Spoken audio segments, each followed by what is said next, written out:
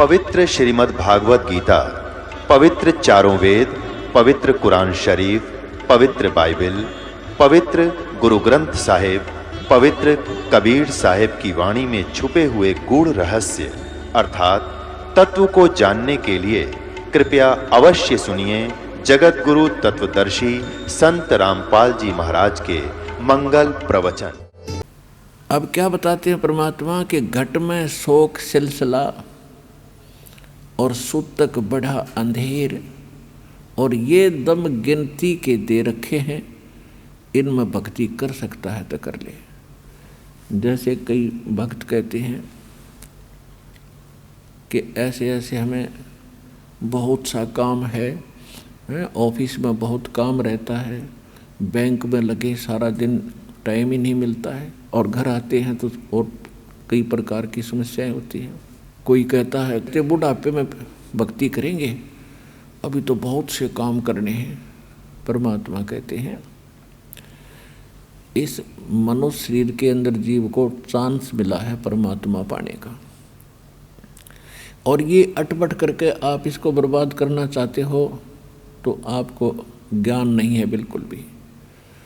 क्या बताते हैं कि घट में शोक सिलसिला और सूतक बढ़ा अंधेर, अज्ञानता के कारण आपकी एक समस्या खत्म होती है, दूसरी तैयार हो जाती, कर लेते हो। उसको ऐसे करना था, उसको ऐसे करना था, वो कहाँ गया, उसको ऐसे हो गया, अब हानि होगी, अब मुझे लाभ हो गया तो कुछ और तैयार करूँगा। परमात्मा कहते हैं ये गिनती के श्वास हैं आपके, गिन कर डाल रखे, एक श्वास भी आपको एक्स्ट्रा नहीं मिलेगा। और जिस दिन वो श्वास पूरे हो जाएंगे, आपकी कोठी, आपके बंगले और ये कार, ये परिवार न्यों का न्यों रह जाएगा। आप कहीं कुत्ते बनकर और दूम लगा कर घूम रहे होगे।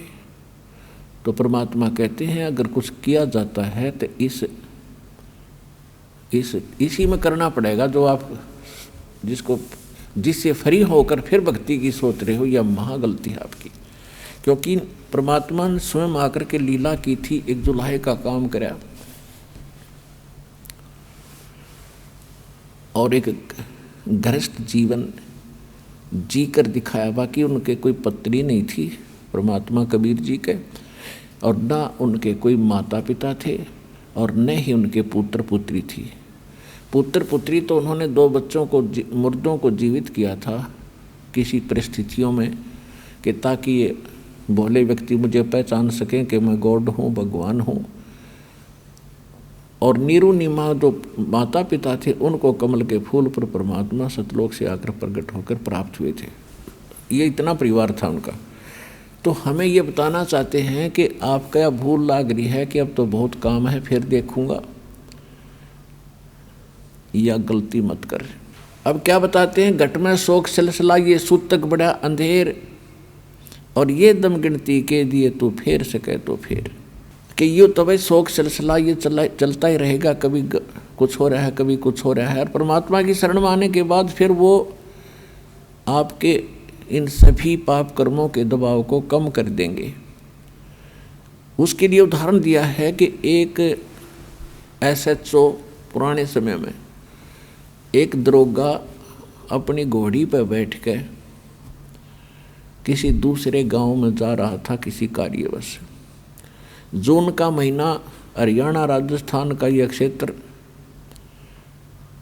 आगे एक किसान रहट से पानी निकाल रहा था, बैलों को चला रखा था, एक कोल्लू की टाइप का होता था। नीचे से बाल्टियां बांध कर पानी बाहर निकाला जाता था, बैलों से उसको चलाया जाता था।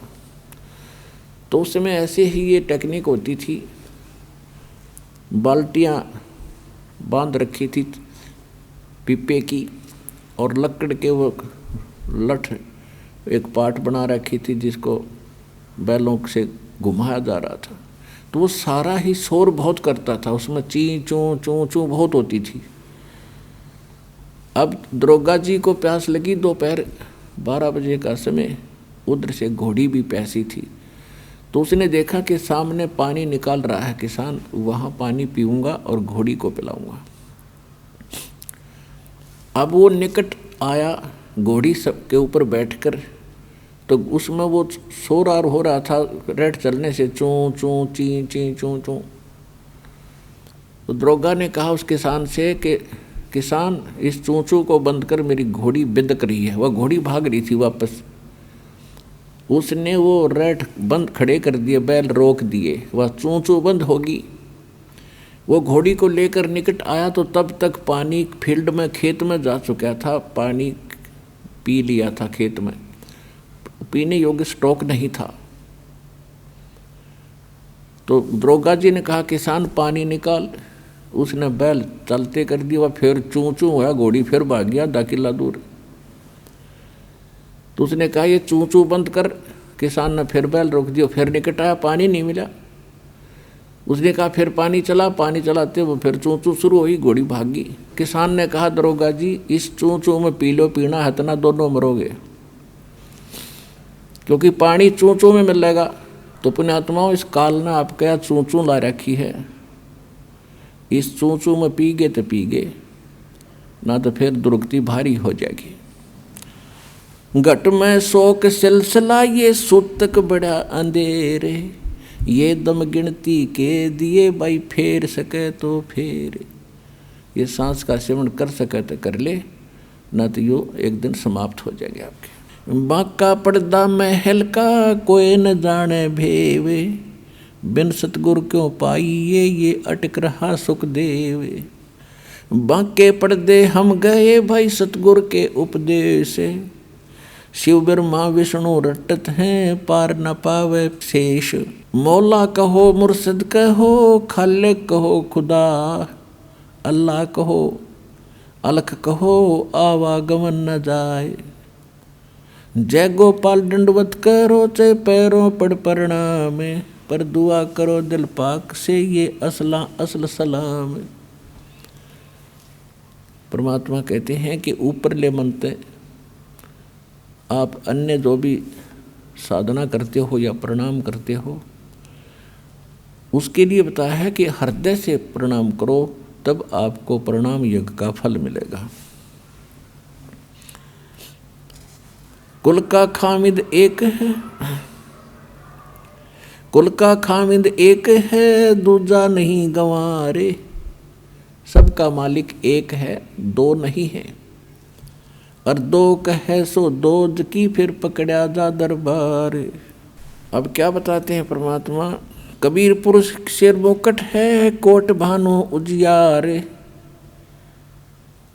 वो दाता जग मंगता, वो समर्थ सृजनहारे। गरीबदास जी बता रहे हैं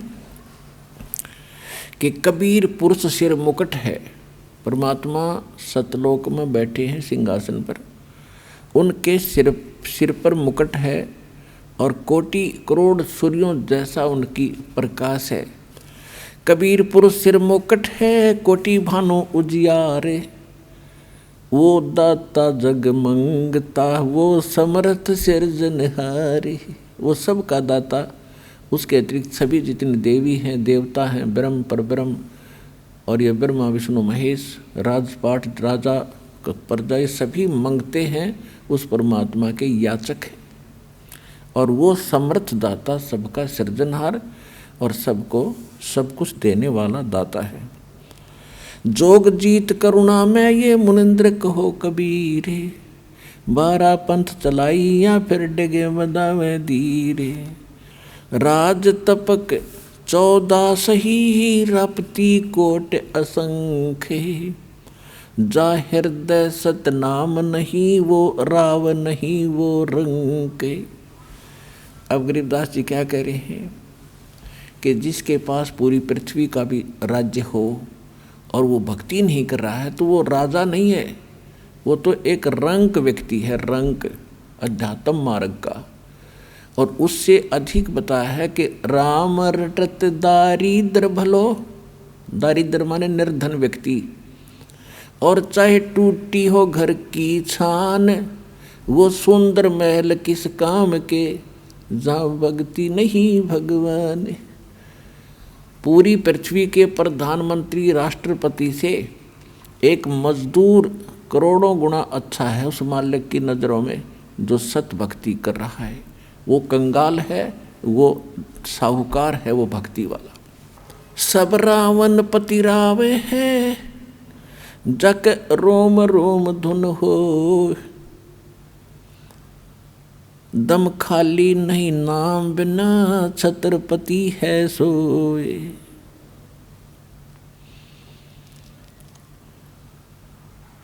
हम सुल्तानी नानक तारे, दादू को उपदेश दिया। जात जुलाहा भेद न पाया, वो काशी माहे कबीर हुआ।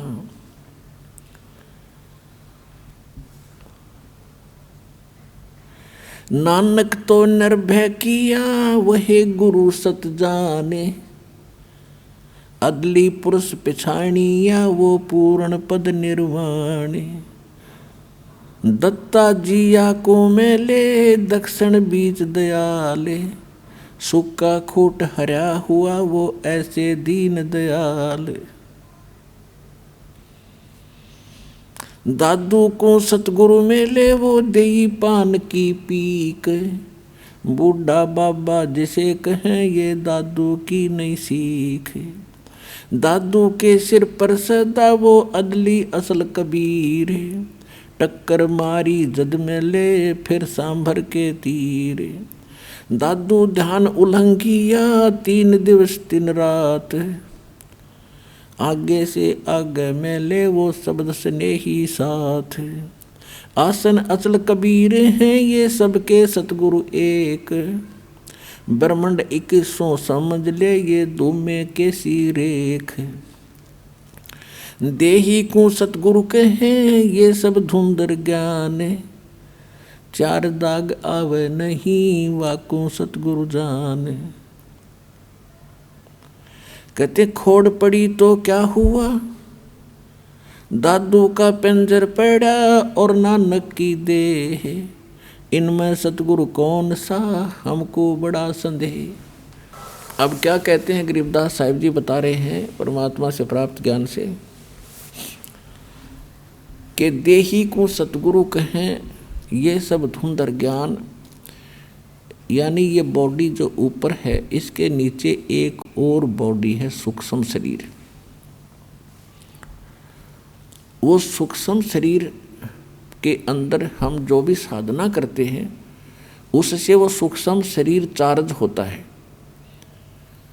और जो गुरु पद पर होते हैं, सतगुरु होते हैं, तो जो अंदर जो शरीर है उसमें उनकी शक्ति होती है। ऊपर के शरीर को तो ऐसा समझो जैसे सर्प कांचुली छोड़ जाता है, ये ऊपर की कांचुली है, अंदर वो शरीर सर्प अलग था।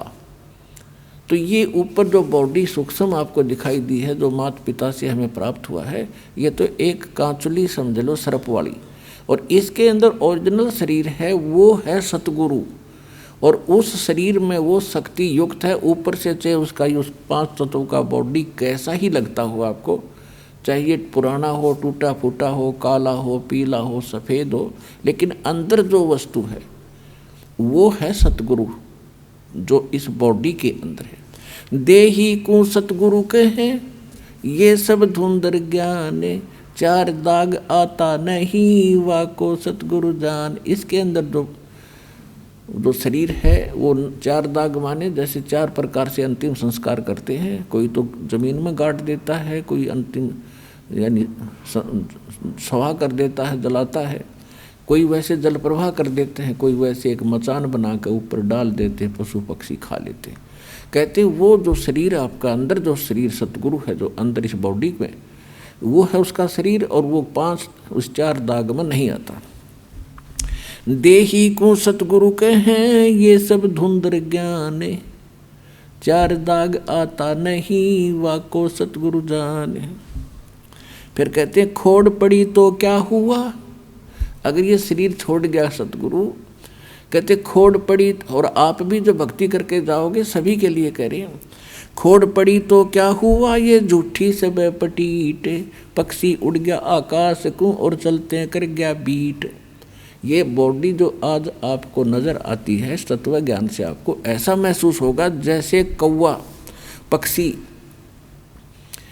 उड़ते समय बीट करके चला जा, ये इतनी सी बॉडी है बस, और पक्षी अलग है। यानी इसको समझने के लिए उदाहरण दिया है कि जैसे सर्प ने कांचली छोड़ दी है, तो सर्प, वो कांचली सर्प नहीं, उसके अंदर थी वास्तविक वस्तु। इसी प्रकार आप यहाँ से जाओगे जब आपकी भक्ति, आपकी साधना से आपका सूक्ष्म शरीर इतना चार्ज हो जाएगा कि उस समय आपको इससे निकलने में बहुत आसानी रहेगी, और उस भक्ति से आपके दिल में इतनी दृढ़ता आएगी, आपको मृत्यु का शोक नहीं होगा।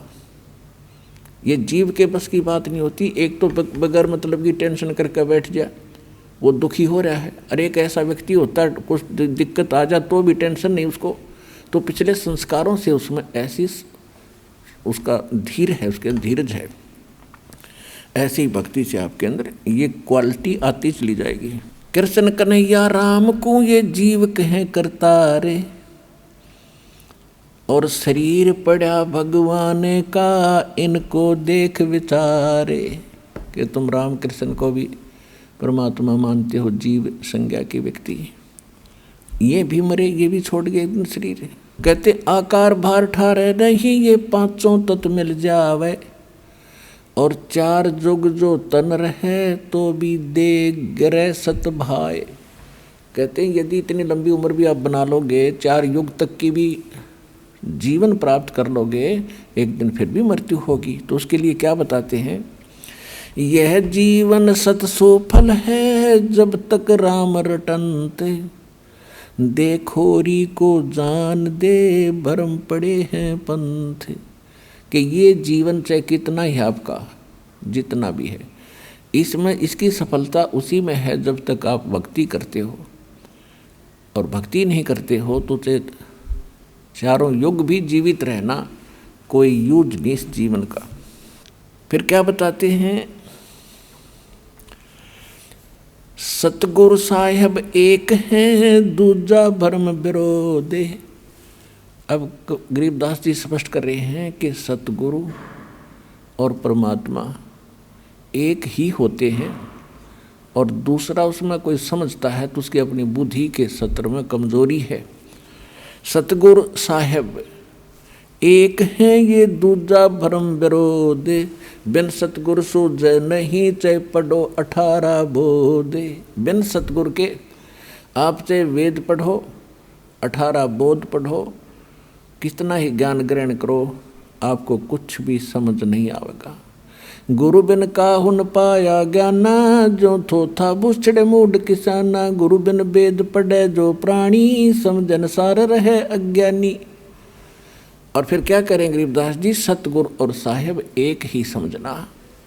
यानी ये ज्ञान जो आज आपको मिल रहा है, ये भगवान बिना नहीं बताया जा सकता, और भगवान इस दास पर राजी है। ऐसा अनमोल ज्ञान ऋषि, मैं ऋषि ब्रह्मा विष्णु महेश शर पटक कर मर गए, चले गए। इनको वेद समझ नहीं आई, इनको गीता समझ नहीं आई, इनको पुराणों का ज्ञान नहीं। गुरु मानुष कर जानते, ते नर कहिए अंध, ओवे दुखी संसार में, फिर आग काल के फंद। तो यहाँ भी गरीबदास जी कह रहे हैं, सतगुरु साहेब एक है, ये दूजा भरम विरोध, और बिन सतगुरु सूझे नहीं, चाहे पढ़ो 18 बोध। गल घोटा गुरुआ घने, ये फांसी दे अड़ाए, और 12 तिलक बना के फिर जमपुर दे धकाए। अब क्या बता रहे हैं गरीबदास जी कि ये झूठे गुरु, ये गल घोटा गुरु घने, कह देते हैं गुरु बदलना नहीं चाहिए, और गुरु का पद प्राप्त करके ये कोरा नकली ज्ञान देते हैं, उनके विषय में कहते हैं गल गोटा गुरु गणे, और ये फांसी दें अड़ाए। बांध देते हैं इनको कि ये मेरे शिष्य हैं, किसी और की सत्संग में नहीं सुनना है, और उनके पास ज्ञान नहीं है, तो कहते हैं 12 तिलक बना के, 12 तिलक माथे का बना लेंगे, बड़ा महापुरुष और विद्वान नजर आवेगा, और कहते हैं फिर काल के लोक में धक्का दे देते तुमको, गलत साधना करवा के। अब क्या बताते हैं, झूठे गुरु का नाक ले, और फिर श्रवण और नैने। सतगुरु बोले साख ये दूर कर फोकट फैन।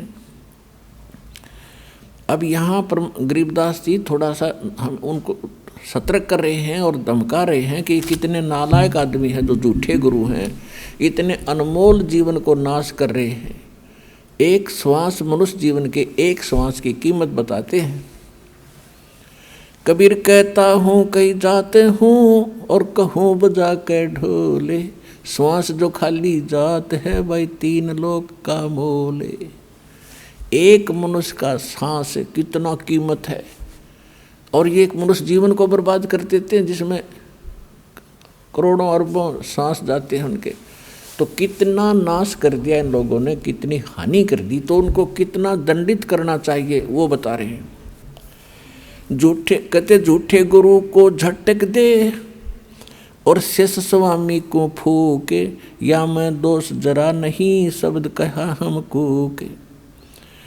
अब यहाँ गरीबदास जी यानी एक ऐसे भाव से कह रहे हैं ये, क्योंकि साधु संत किसी को फूकने के लिए या मारने के लिए नहीं कहते। नो कह रहे न फूक दे परे न, यानी एक तरफ पटक दे, हमारा काम नहीं, बस इतनी सी बात है। कहते झूठे गुरु को झटक दे और शिष स्वामी को फूके। गरीबदास जी कहते हैं कि चातुर प्राणी चोर हैं ये, मूड मुग्ध हैं ठोठे, संतों के नहीं काम के इनको दो गड़जोटे। कि ये चतुर प्राणी हैं जो अटपट करके गुरु बन गए, भोली भाली आत्माओं को फंसाए बैठे हैं। और हम इतना क्लियर ज्ञान बता रहे हैं, स्पष्ट कर रहे हैं, प्रमाण बता रहे हैं और आँखों देखा भगवान का ज्ञान बता रहे हैं, और फिर भी ना स्वामी मानने को तैयार है ना उनके शिष्य मानने को तैयार हैं। तो उसके विषय में कहा है कि झूठे गुरु को झटक दे, पड़ा रहने दे उसने, और शिष्य स्वामी को फूक, यानी उनको पड़ा रहने दे। ना मानते तो समझाने का फर्ज बनता है, उनके साथ खसे नहीं। या मैं दोष जरा नहीं शब्द कहा हमको। सतगुरु सतगुरु क्या कहे ये शब्द अतीत पहचाने, रोम रोम में तेज है कोट सूर ससिभान। गरीबदास जी कहते हैं झूठे गुरु का लीतर लावे और घरते काट घसीटे, और या के पीटे पाप नहीं है उसने निश्चय पीटे।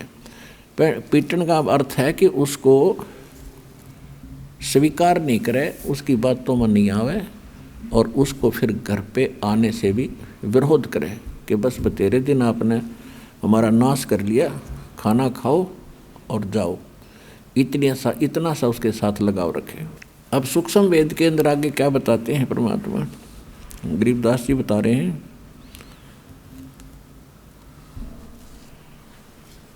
कि जो सूक्ष्म वेद में जो ज्ञान दिया है कि भाई ये काम करण के हैं और ये करण के नहीं हैं, तो उसके बारे में क्या बता, कौन क्या क्या कर रहा है। एक बहदे का अंग है गरीबदास जी महाराज का, उसमें क्या बताया है कि जो इस प्रकार के साधक हैं वो अपना जीवन व्यर्थ कर रहे हैं। कैसे? सठ दर्शन सठ बेख कहावें, बहुविध दोंदो दार मचावें, ये तीर्थ व्रत करत तरबीता, वेद पुराण पढ़त हैं गीता। सठ दर्शन ये 6 प्रकार के भेख हैं, जैसे कोई वैष्णव, कोई नाथ, कोई कनपाड़ा नाथ, कोई सन्यासी, गिरिपुरी।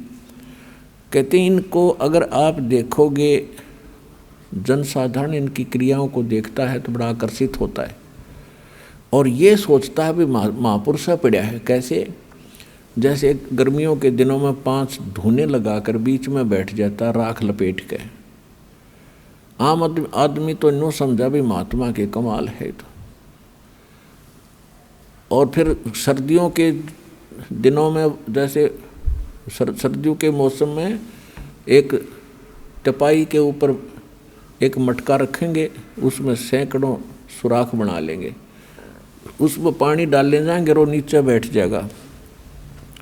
पो के महीने में, जनवरी के महीने में आम आदमी तो वैसे ठुठ रहे, स्वेटर जर्सी पहने हुए भी सर्दी लग रही है और वो बैठा उस ठंड में नीचे। तो आम आदमी ने सोचा भी महात्माएं पढ़ा है। परमात्मा कहते डम्ब करें डूंगर चढ़े ये अंतर छिन्नी झूल, जग जाने बंदगी करें ये बोवें सूल बबूल। ये तो डले ढोरे। अब क्या बताते हैं, सट दर्शन सट भेष कहाँ में, और बहुविध दूंदों धार मचावें, तीर्थ व्रत करें तर बीता, ये वेद पुराण पढ़त हैं गीता। वेद पढ़ें, पुराण पढ़ें और गीता, और क्या कहेगा पता नहीं इनको। अब संस्कृत में घोट लिया, आरती की तरह बोल दिया, श्रोता अशिक्षित। इन्हों सोचे महापुरुष है भाई, कमाल कर दिया इसने तो, संस्कृत बहुत आवे है। ओ हो बस क्या बात के नाम ले लो इसने तो। कक्का पता नहीं था। इस प्रकार के ड्रामाबाजी में हम मूर्ख बने रहे, क्योंकि हमें स्वयं ज्ञान नहीं था। अब दास का उद्देश्य है कि आपको पारखू बनाऊं, ऐसा विद्वान बना दूं, चाहे ब्रह्मा विष्णु महेश आ जाए यहाँ पर, वो आपसे मुंह की खा कर जाएंगे इस ज्ञान के आधार से।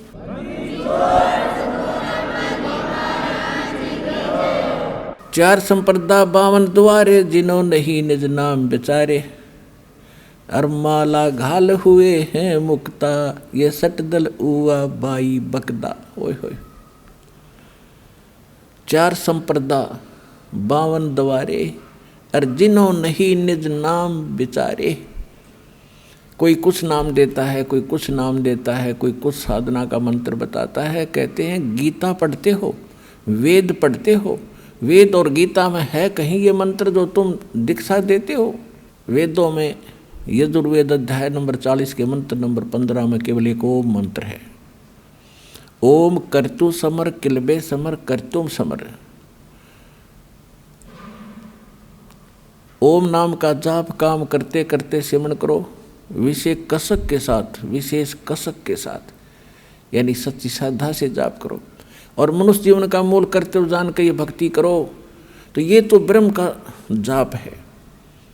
और यजुर्वेद अध्याय नंबर 40 के मंत्र नंबर 10 में वेद ज्ञान दाता वही है जो गीता ज्ञान दाता। वो कहता है कि कोई तो परमात्मा को संभवात कहता है, संभवात माने जन्म लेने वाला, और कोई उसको असंभवात कहता है कि वो जन्म नहीं लेता। संभवात कहने वाले आकार में आए अवतार मानते हैं, और असंभवात उसको निराकार मानते हैं। तो परमात्मा कैसा है इसकी जानकारी तत्वदर्शी संत बताते हैं, उनसे पूछो, विस्तार के साथ बताएंगे। तो इससे सिद्ध है कि वेद ज्ञान और गीता ज्ञान ये दोनों इनकम्प्लीट हैं, लेकिन गलत नहीं कह सकते इन ज्ञानों को। फिर यजुर्वेद अध्याय नंबर 40 के मंत्र नंबर 17 में कहा कि वो पूर्ण परमात्मा तो गुप्त है, और मैं ब्रह्म हूँ, वेद ज्ञान दाता कहता है, और मैं ब्रह्म लोक रूपी दिव्य आकाश में रहता हूँ, और मेरा एक ओम मंत्र है। तो ये बाकी मंत्र कहाँ से घसीट लाए ये? इसी प्रकार श्रीमद् भगवद गीता अध्याय नंबर 8 के श्लोक नंबर 13 में पूरी गीता में साधना का एक मंत्र है, ओम इति एकाक्षरम ब्रह्म विहारण माम अनुसमरण यह प्रयाति तदंदेहम सयाति परमाम गति। मुझ ब्रह्म का गीता ज्ञान दाता कहता है, मुझ ब्रह्म का, क्योंकि श्री कृष्ण में प्रवेश करके ये ब्रह्म काल बोल रहा है।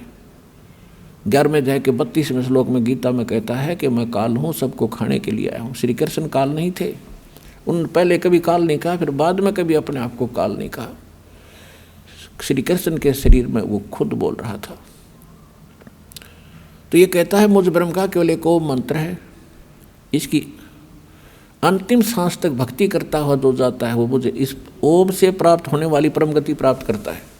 इसी प्रकार सूक्ष्म वेद में कहा कि नाम उठत नाम बैठत नाम सोवत जागवे, नाम खाते नाम पीते नाम से ती लागवे। यानी सभी सदग्रंथ और सूक्ष्म वेद से जो साधना जिस ग्रंथ की मिलती है वो ग्रंथ वहाँ तक ठीक है। तो वेदों में यही है, गीता में यही है, लेकिन वहाँ उन्होंने ऑप्शन छोड़ दिया है कि ये कंप्लीट साधना नहीं है। गीता अध्याय नंबर 17 के श्लोक नंबर 23 में कहा है कि पूर्ण परमात्मा के पाने का वो मंत्र तो गीता ज्ञान दाता कहता मेरा मंत्र है, और उस सच्चिदानंद घन ब्रह्म को पाने का, परम अक्षर ब्रह्म को पाने का वो 3 मंत्र का जाप है। ओम तो सीधा ब्रह्म का, तत् और सत्य 2 सांकेतिक है। ये तत्वदर्शी संत बताओगे, उनसे पूछो। तो वो तत्वदर्शी संत ये दास रामपाल दास है इस विषय में।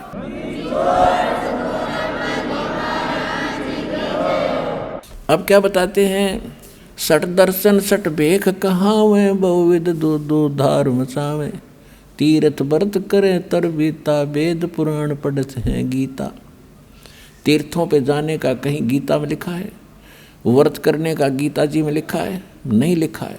6 अध्याय के 16वें श्लोक में श्रीमद् भगवद गीता में तो ये प्रमाण दिया है कि जो हे अर्जुन, ये योग यानी भक्ति साधना न तो अधिक खाने वाले की सफल होती है और न बिल्कुल ना खाने वाले यानी व्रत रखने वाले। जैसे एकादशी का व्रत रखते हैं तो उस दिन कुछ नहीं खाते, जल आचमन करते हैं, तो वो साधना गलत है, वेद गीता के विरुद्ध है। और तुम व्रत करते हो तो इसको कहते हैं, गीता अध्याय नंबर 16 के श्लोक नंबर 23 में कहा है कि शास्त्र विधि को त्याग कर जो मनमाना आचरण करते हैं उनको न तो कोई सुख होता है, न उनकी गति होती है, न ही उनको कोई सिद्धि प्राप्त होती है, अर्थात यूजलेस। तो यहाँ परमात्मा सूक्ष्म वेद में गरीबदास साहिब जी परमात्मा से प्राप्त ज्ञान के आधार से कह रहे हैं कि सठ दर्शन सठ भेख कहावें और बहुविध धूम धूम धार मचावें। वो देखो इनकी साधना बड़ी कठिन और उसे चब डूंडा ठा रखा है न तय। और कहते तीर्थ व्रत करें तरबीता और वेद पुराण पढ़ें ये गीता। खाक पढ़ा फिर गीता को उन्होंने। 4 संप्रदा 52 दवारे जिन्होंने ही निज नाम बेचारे। उन्होंने निज नामों के ऊपर कभी सोचा भी नहीं, देखा देखी जो गुरु ने दे दिया आगे वो देने लगे। ये साधना गलत थी। और माला घाले हुए हैं मुक्ता, 4 माला पैर करने सोचा होगे पार। 60 दल उआ बाई बकदा, उआ बाई बक क्या करते, इनको कोई ज्ञान नहीं था। श्री कृष्ण को सर्वेश्वर महेश्वर ब्रह्मा विष्णु महेश अजरो अमर हैं, इनके कोई माता पिता नहीं, इसको उआ बाई कहते हैं। अटबट बकवास करते थे। माला घाल हुए हैं मुक्ता, ये 60 दल उआ बाई बकदा। बैरागी बैराग न जाने, बिन सतगुर नहीं चोट निशाने। ये बैरागी बन गए, घर छोड़ कर चले गए। कहते हैं बैरागी बैराग न जाने और बिन सतगुर नहीं चोट निशाने। बिना सतगुर के ये ठीक ठिकाना नहीं मिल सकता, आपको सही ज्ञान वो नहीं प्राप्त हो सकता। 12 बाट बिटम बिलोरी, 60 दर्शन में भक्ति ठगोरी। इन सभी जितने भी अन्य पंथ बने हुए हैं इनमें सब ठगी की भक्ति है, यथार्थ भक्ति नहीं है, भ्रम भक्ति है। सन्यासी 10 नाम कहावे और शिव शिव करे नसन से जावे। निर्वाणी नीकच्छ निसारा, भूल गए वो ब्रह्म द्वारा। सन्यासी 10 नामी सन्यासी कहते हैं शिव जी के भक्ति और शिव शिव करेंगे और संसार उनका समाप्त नहीं है। और कहते हैं भूल गए निर्वाणी निकच्छ निसारा, भूल गए वो ब्रह्म द्वारा। उनको परमात्मा ब्रह्म तक का भी ज्ञान कोई ना, ब्रह्मा विष्णु महेश तक भूले बैठे हैं। गीता अध्याय नंबर 7 के श्लोक 12 से लेकर 15 में यही कहा है कि तीनों गुण रजगुण ब्रह्मा सद्गुण विष्णु तमगुण शिव जी की जो भक्ति करते हैं ये इन्हीं तक इनकी सीमित है बुद्धि है। ये मेरी भक्ति भी ना करते, गीता ज्ञानदाता ब्रह्म कहता है। और जिनका ज्ञान इन तीनों गुणों रजगुण ब्रह्मा सद्गुण विष्णु तमगुण शिव जी से मिलने वाले इस क्षणिक लाभ पर स्थिर हो गया है, वो किसी बात दृढ़ हो गए हैं, किसी की सुनते नहीं। वो राक्षस स्वभाव को धारण किए हुए मनुष्यों में नीच दूषित कर्म करने वाले मूर्ख मुझे भी नहीं बचते अर्जुन। तो यहाँ वही कह रहे हैं, परमात्मा यही कह रहे हैं, सन्यासी 10 नाम कहावे, शिव शिव करे नसन से जावे। निर्वाणी निकच्छ निसारा, ये भूल गए हैं ब्रह्म द्वारा। ये ब्रह्म तक की साधना ना करते। सुन सन्यासी कुल कर्मनासी, भग में प्योंदी भूले धोंदी। छल छिद्र की भक्ति न कीजिए, आगे जवाब कहो क्या दीजिए। भरम कर्म भैरव को पूजे, सत शब्द साहेब ना सूझे। ये कोई भैरव को राग रहा है, किसी को पूज रहा है, कोई कुछ पूज रहा है। सत्य शब्द वो सच्चा नाम परमात्मा का किसी को नहीं सूझा, पता नहीं चला। माला मुक्ति कक्कड़ हुक्टी बाना बौड़ी गौड़ी भांग भसौड़ी, ये भी बैदा है। बैदा माने व्यर्थ। जंगम जैनी फोकट फैनी, नाम न चीन्या गुण गुरु गुणहीना। नगन निराशा तन को त्रासा, पशु प्राणी समान समानी। कहते ये जैनी लोग घूम रहे हैं नंगे, कहते पशु पक्षी भी नंगे घूमते, फिर उनसे पहले तो उनकी मुक्ति हो जाएगी जो जन्म से नंगे रहते हैं। नहीं, परमात्मा ने बुद्धि दी है, अपना जैसा उचित है वैसा कपड़ा ढक के और अपनी भक्ति करो। इंसान में कुछ शिष्टाचार होता है, उसको अपना कर रहो, सभ्यता से रहें। अब क्या बताते हैं, वेद पुराणी कथा कहानी, पढ़ पढ़ भूले अर्थ न खुले।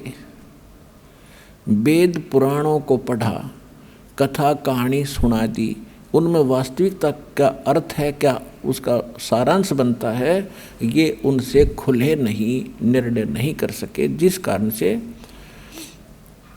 इन्होंने सत साधना ना करके और ड्रामा शुरू कर दिया। फिर क्या बताते हैं, बैरागी सन्यासी सेवड़े, ये तन पर छार लगावे हैं। 500 नार 2500 लड़के, धुंधुधार मचावे हैं। कंठी माला और मृगछाला, ये सिर पे जटा रखावे हैं। ढोलक ताल झालरी पीटे, फिर ताना री री गावे हैं। कहती है भक्ति है। बैरागी सन्यासी सेवड़े एक राख लपेट के घूम रहे हैं, और फिर अंदर उनका कितना ज्यों का त्यों क्रोध और सभी बीमारी ज्यों की त्यों जमा है। जैसे सन्यास ले लिया, घर छोड़ दिया, बैरागी हो गए। किस लिए हो गए कि एक पत्नी को त्याग दिया, घर त्याग दिया कि ये मेरी भक्ति में बाधक है और मैं जंगल में बैठ कर भक्ति करूँगा। परमात्मा कहते एक नारी त्याग दीनी, ये 5 नारी गैल वे। पाया न द्वारा मुक्ति का सुखदेव, करी बहु सैल वे। एक औरत को त्याग कर आप जंगल में बैठ गए, उस भक्ति बाधा जानकर। परमात्मा कहते आपके अंदर ये 5 नारी और हैं जो भक्ति बाधक है। काम, क्रोध, मोह, लोभ, अहंकार, इन 5 को त्यागते घर में रह ले। फिर घरवाली नारी इतनी बाधक नहीं है जितनी ये तेरी बीमारी बाधक है जो आपके अंदर जमा है। एक नारी त्याग दीनी, 5 नारी गैल वे। पाया न द्वारा मुक्ति का सुखदेव, करी बहु सैल वे। कहते सुखदेव जैसा वैरागी तो नहीं हो सकता, माँ के गर्भ से निकलकर भाग गया था उठ के, और जब तक सतगुरु नहीं मिले उसने पता नहीं कहाँ कहाँ तक भटका था, स्वर्ग में भी चला जाता था, उसका मोक्ष नहीं था। मोक्ष नहीं हुआ तो सतगुरु के बिना, पूर्ण संत के बिना ये बीमारी कटे नहीं जो जन्म और मरण की। बैरागी सन्यासी सेवड़े, तन पर छार लगावे हैं। 500 नार 2500 लड़के, धुंधुधार मचावे हैं। 500 नार ये काम, क्रोध, मोह, लोभ, अहंकार के नो जमा तुम्हारे अंदर। कंठी माला और मृगछाला, सिर पर जटा रखावे हैं। ढोलक ताल झालरी पीटे, ये तो नारी री गावे हैं। ये माता का जागरण करेंगे या बेंजू बेंजू बांध कर फिर गीत गावेंगे, शब्द गावेंगे, ये कोई भक्ति है?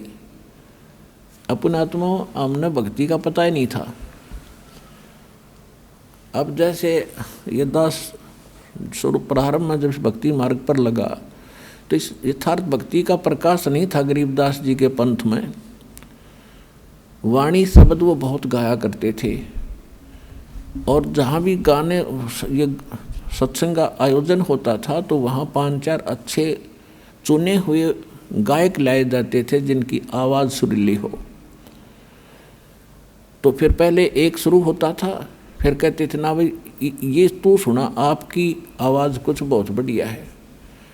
फिर उसको लगाते, अरे भले आदमियों अब अकल काम अब करे जो भगवान ने दया बख्शी। अब जैसे किसी ने किसी को जाकर बता दिया कि भाई तेरे घर में चोरी होगी, अब जब सामने वाले ने भांग नहीं पी रखी होगी, शराब नहीं पी रखी होगी, तो एकदम चिंतित होगा, और तुरंत या तो घर की तरफ चल लेगा और जाके उसको देखेगा वह कितना नुकसान हो गया। और जय उसने शराब पी रखी होगी तो वो क्या कहेगा कि अभी फिर बता क्या कहा। और दूसरा उससे कैसा शराबी है वो ने क्या बताऊं क्या कहा, आपके चोरी हो गई। हाँ कहा यो बहुत बढ़िया बोला भाई, इसकी आवाज़ बड़ी सुरीली है, आपके चोरी हो गई। और फिर वो भी कहता आपके चोरी हो गई। तब वो दोनों शराबी हैं। तो अब जैसे जब दास देखा करता था वो भी गा रहे हैं कि अनमोल जीवन तुम्हारा नष्ट हो रहा है, परमात्मा की वाणी गा रहे हैं, सत्य नाम बिना और सतगुरु बिना मोक्ष नहीं। सुनने वाले भी गेल गा रहे हैं, गुरु बिन मोक्ष नहीं, सतनाम बिना मुक्ति नहीं, और सतनाम किसी के पास नहीं। वो तो ऐसे हैं जैसे एक बार किसी ने कोई तोता पकड़ दिया, तोता,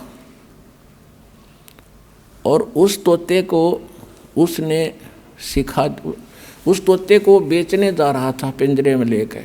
एक भक्त संत साधु मिला, उसने देखा कि ये पक्षी जंगल में घूमने वाला है और ये कैद हो गया। तोते की आयु बहुत लंबी होती है, मनुष्य से भी ज़्यादा होती है, और ये सारी उम्र कैद रहेगा, क्यों ना इसको मुक्त करा दूं। उसने उस तोता बेचने वाले से पूछा भी इसका मूल्य बता, कितने में बेचता। उसने कहा 5 रुपये लूँगा पिंजरे समेत। ले भाई 5 रुपये ले और दे दे।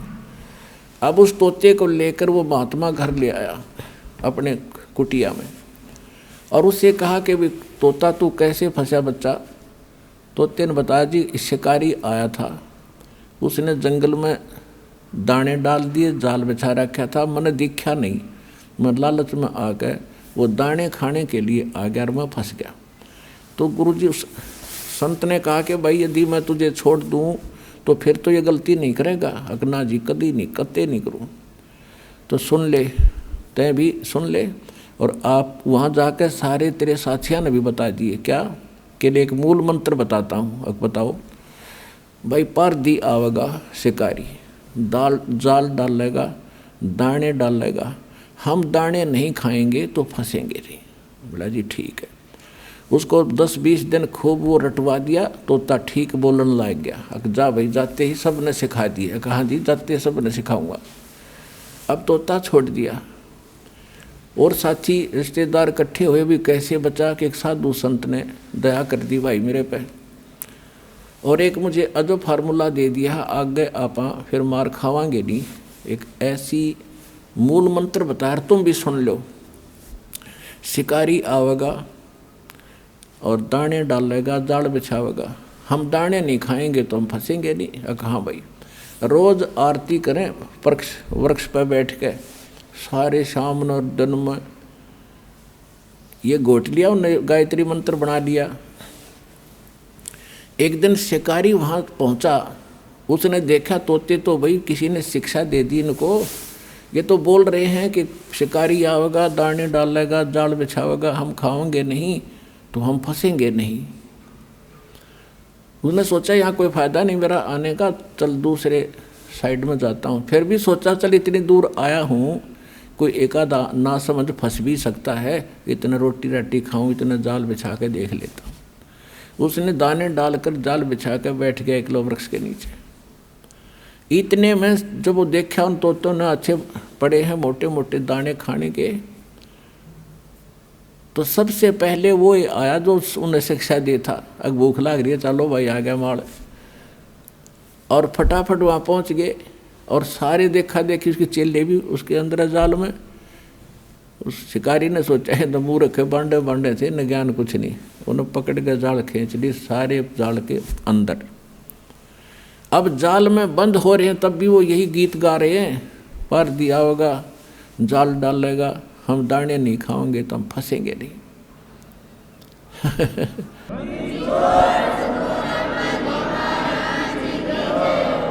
अब वो शिकारी उस जाल को उठा के कंधे पर डालकर चल पड़ा पीछे। वो अब सारे तोते पीछे फिर भी यही गीत गा रहे हैं, शिकारी आवेगा, जाल डालेगा, और हम दाने डालेंगे, दाने नहीं खाएंगे तो हम फंसेंगे नहीं। अब उधर से वो रास्ते में शिकारी को वो गुरु फिर मिल गया, वो संत। उसने देखा ये गायत्री मंत्र तो मेरा पढ़ रहे हैं, ये कुकर चक्कर पड़ा भाई सारा। उसने देखा को हो ये तो बेटी के बाप गांव गांव थे, इस बार असर नहीं करा इन्होंने। अब उस संत ने ऐसे ताली बजाई, क्योंकि जब वो तोता घना बोला करता, जब वो पकड़ रखा था पिंजरे में और उसको सिखाया करता था, वो डटा नहीं डटे था। जब उसने ताली बजाकर वो क्या करता वो गुरुजी, तो उसने वो ताली ऐसे थैली बजाई। उसने देखा वो कोड वर्ड, अज्ञो तो गुरुजी खड़े हैं। उसने देखा सचमुच, तो गुरुजी ने कहा ऐसे संकेत किया कि ऐसे कर लो, मुर्दे जैसा स्वरूप बना लो। तो उस तोते ने आंखें पलट ली, जैसे मर गया। तो चेले भी देखा करें थे, जैसे वो करे तो सारा ने ऐसे कर लिया। अब शिकारी ने सोचा है तो सारे मर गए भाई बेटी के बाप। तो उसने सारे पटक दिए उड़े, भाई क्यों बोझ मरता जाऊं इतनी दूरी, तो सारे इनकी आंखें पलट गई। शिकारी चला गया। जब गुरुजी आए, निकम्यों ये बातें कहने सुन की नहीं, ये कर पाड़न की है। तो पुण्यात्माओं इब्दास भेजा आपको संकेत बता रहा है कि गीत गान के नहीं, यू काम करने का है।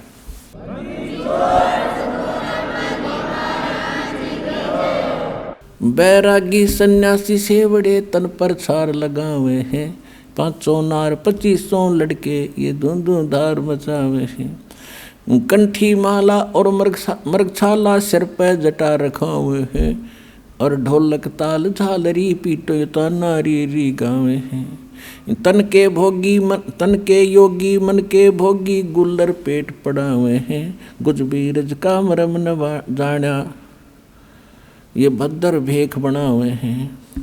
करवा और कोपी न लिए जो बनखट गुफा बना हुए हैं, खुद्या कुत्ती घर में दूती घट में दूती फिर गृह द्वारे आवे हैं। अब क्या बताते हैं कि घर त्याग कर जंगल में जाकर बैठ गए। देखो परमात्मा के लिए हम भटक रहे हैं, हम रह नहीं सकते। जब तक मालिक नहीं मिलेगा हमारी ये प्यास बुझ नहीं सकती, क्योंकि हम ऐसे सुख स्थान को छोड़कर इस कंगाल लोक में आ गए। यहाँ कोई वस्तु पूरी नहीं है, तो उसके लिए हम युगों से भटक रहे हैं। लेकिन साधना ठीक ना मिलने से हमारे वो बलिदान भी व्यर्थ गए। घर छोड़ना कोई छोटी बात नहीं है, बच्चों को त्यागना, लेकिन परमात्मा के लिए और प्रेरणा पाकर किसी संत साधु से घर भी त्याग दिया। अब जंगल में जाकर बैठ गया। अब बैठ तो गया, लेकिन भूख लगेगी। 1 दिन रोक लेगा भूख ने, 2 दिन रोक लेगा, फिर कहाँ आना पड़ेगा, गृहस्थी के द्वार पर आना पड़ेगा और रोटी उससे भिक्षा लेकर फिर जंगल में जाएगा, वहाँ खावेगा। फिर सर्दी लगेगी, कुटिया बनावेगा वर्षा से बचने के लिए, क्योंकि वैसे भक्ति हो नहीं सकती। कभी ओले गिर जाए और कभी धूप सतावे, कभी वर्षा में भीग जा, तो उसके लिए झोपड़ी भी डालनी पड़ी। रोटी खाने के लिए कोई थोड़े बहुत पात्र भी इकट्ठे करने पड़े, कोई गिलास कटोरा थाली। तो परमात्मा कहते हैं कि डेरे डंडे खुश रहो ये खुसरे लेने मोक्ष, दरु प्रहलाद पार हो गए फिर गृहस्थी में क्या दोष। केले की कोपीन है जो फूल पान फल खाही, नर का मुख नहीं देखते जो बस्ती निकट ना जाही। वो जंगल के रोज हैं जो मनुष्यों बिद के जाही, निस्तिन फरो उजाड़ मैनो परमात्मा पावे नाही। कहते वो तो जंगल के रोज है नील गाय, आदमियां देख कर भाग जाओ जंगल में, अकम बस्ती के निकट नहीं जाते, फूल पत्ते खाकर गुजारा करते हैं। और तन पर केवल एक कोपे केले की कोपी यानी केले के पत्ते को गुप्तांग पर रखते हैं, इतने बैरागी हैं। परमात्मा कहते हैं भक्ति यदि सच्चा नाम सतनाम और सार नाम कंप्लीट कोर्स नहीं मिला तो कितना आडंबर कर ले, मोक्ष नहीं। और मोक्ष के लिए परमात्मा ने उदाहरण दिया कि स्वयं एक झोपड़ी बनाकर रहे, एक गृहस्थ आचार निर्वाह करके दिखाया कि परमात्मा ऐसे मिलेगा। अपना समय पर जो मालिक देता उसमें विश्वास करो, भक्ति करो और अपने जहाँ सुविधाजनक है उसमें रहो एज इट इज। अब इन बाहर जाने के बाद आप देखते हो इनमें भांग पीण की बीमारी लग गए साधु संतों में। क्यों लगती है? क्योंकि घर त्याग कर चले गए भगवान के लिए प्रेरणा पा करके। अब जो गुरुजी हैं उनको मालूम है कि नया नया आया है, 5-10 महीने 2 महीने में इसको घर की याद सतावेगी, इसलिए उसको आदि कर देते हैं सुल्फा पैण की, भांग पैण का, कि यू यहाँ पड़ा रहेगा तेरे पास ना, तो भाग ना जा। और भांग पी के भक्ति हुआ करके दे, बकवादों के काम है ये। अनु को साधु संत तेन पिया करें, जहर पी लो ना साधु संत, अगर ये भांगे पीने काम चल रहे थे बकवास करें। अब परमात्मा से प्राप्त ज्ञान को कैसे बताते हैं? मत तो दे दी है बाल में बैरे नू, मत दे दिए बाल में बैरे नू, मत तो दे दी है बाल में बैरे नू, मत तो दे दिए बाल में बैरे नू। अब ये आत्मा रो रही है, गरीबदास साहिब जी उसको कैसे चित्रार्थ कर रहे हैं। ये आत्मा अब रो रही है कि इस मन के साथ मेरा संयोग जोड़ दिया, जो केवल उल्टे काम में प्रसन्न रहता है और सही काम में ये दिक्कत पैदा करता है।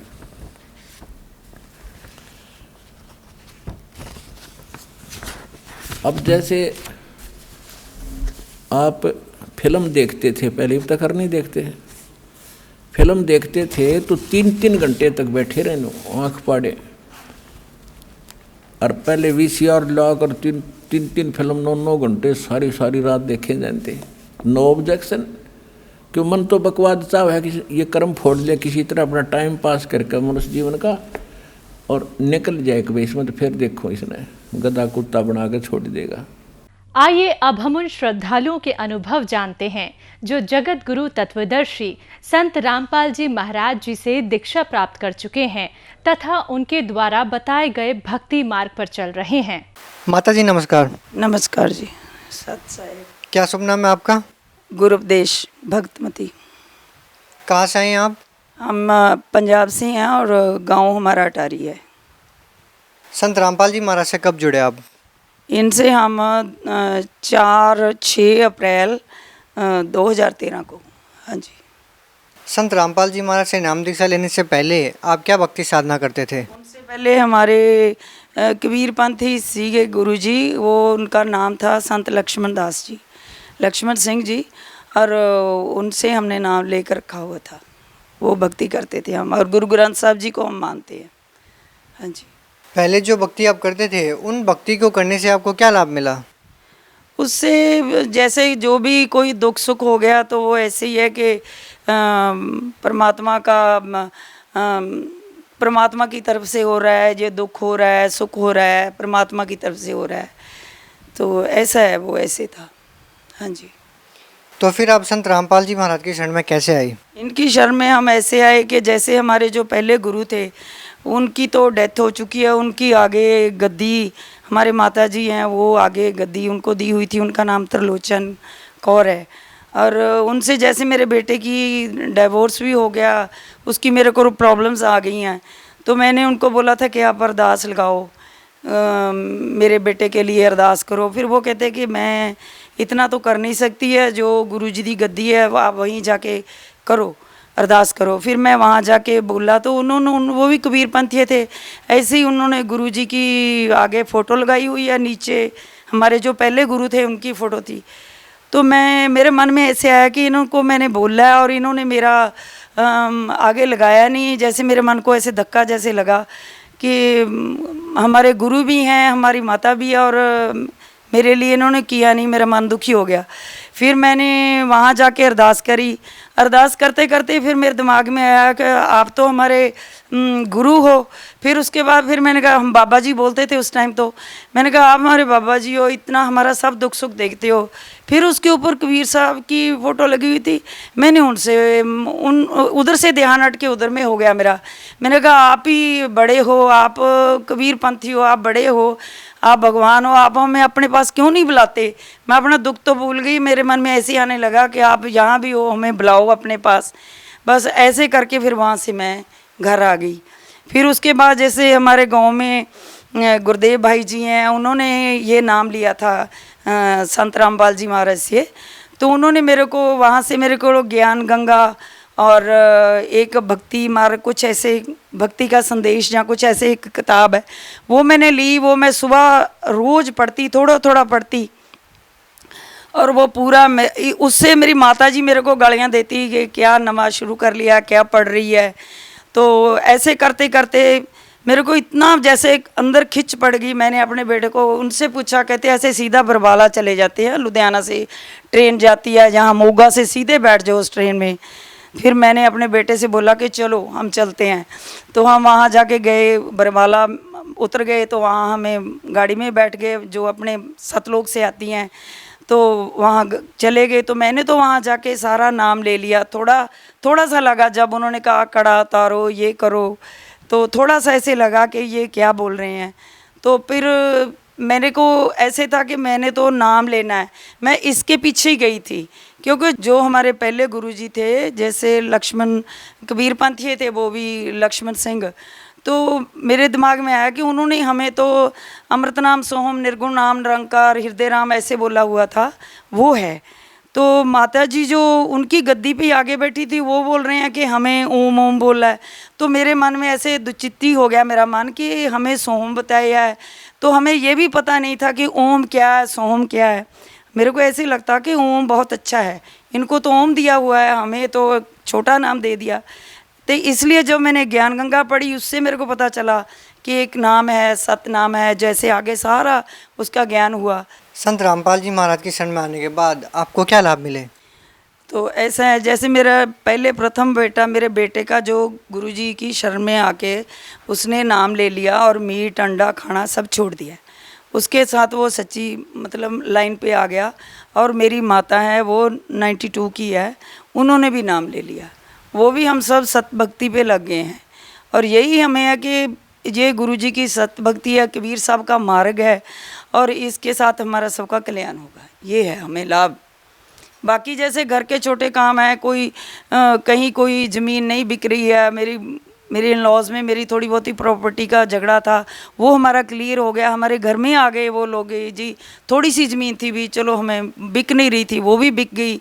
फिर अभी गुरुजी को अरदास भी मेरी लगाई हुई है, तो वो मेरे जो काम ठीक हो रहे हैं, मेरे को महसूस होता है कि मेरे घर के सारे काम ठीक हो रहे हैं। माता जी, आप भगत समाज को क्या संदेश देना चाहेंगे? भगत समाज को मेरे यही प्रार्थना है कि सच्चे सतगुरु कबीर साहब का रूप हैं संत रामपाल जी महाराज, ये उनका ही अवतार हैं, और उनसे नाम लो और अपना कल्याण करो, आत्मा सतलोक की प्राप्ति होगी। जो गुरुजी बता रहे हैं वो बिल्कुल सच है, और हम तो अपना खुद बता रहे हैं कि वो बिल्कुल सही है। और सब लोग, सब कोई भी समाज है, वो खुद बताते हैं कि जो परमात्मा है वो आगे सार नाम या दूसरा शब्द है, जो उसके साथ जो हमें दुख सुख होता है वो सब सामने होता है, ठीक होता है, आत्मा के साथ होता है। बहुत बहुत धन्यवाद आपका। थैंक यू सत साहेब जी।